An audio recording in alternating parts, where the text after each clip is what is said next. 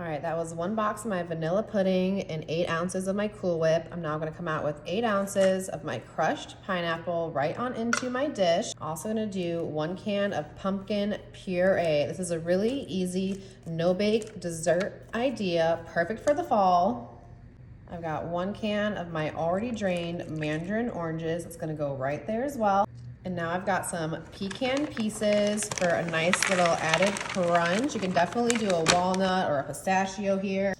And because we're close to Halloween, I've got my candy corn, and we are gonna add about half a bag, almost a full bag of that in.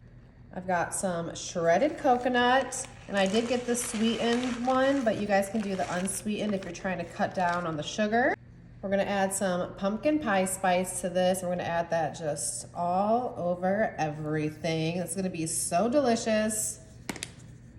And then we're also gonna be doing a can of evaporated milk, because we do have that pudding in there, so we do need some kind of liquid to get it nice and mixed together. So just 1 can of evaporated milk right on it. All right, now let's just go ahead and give this all a nice mix. Make sure you get all the way down to the bottom, because that's where that pudding is. You could also do a no sugar pudding. You could do a cheesecake pudding mix, but I thought vanilla would be perfect because vanilla and pumpkin seem to go pretty well together. All right, once we get that pretty well mixed, we're gonna go ahead and bring out the staple for our ambrosia, which is our mini marshmallows. And I'm gonna use pretty much this entire bag here.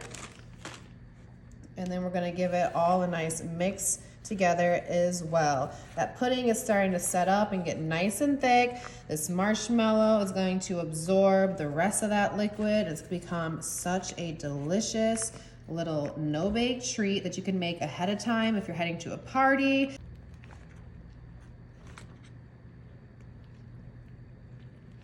All right, once that's all nice and mixed together, we're gonna go ahead and toss this into the fridge for a few hours, or like I said, overnight. All right, our ambrosia, pumpkin ambrosia, is out of the fridge and is looking absolutely amazing, super thick and delicious. But all we have to do now is just give it a try. I want one of these candy corns in there too. Look at that. All right, this is gonna be amazing. I'm ready for fall. Let's give it a go.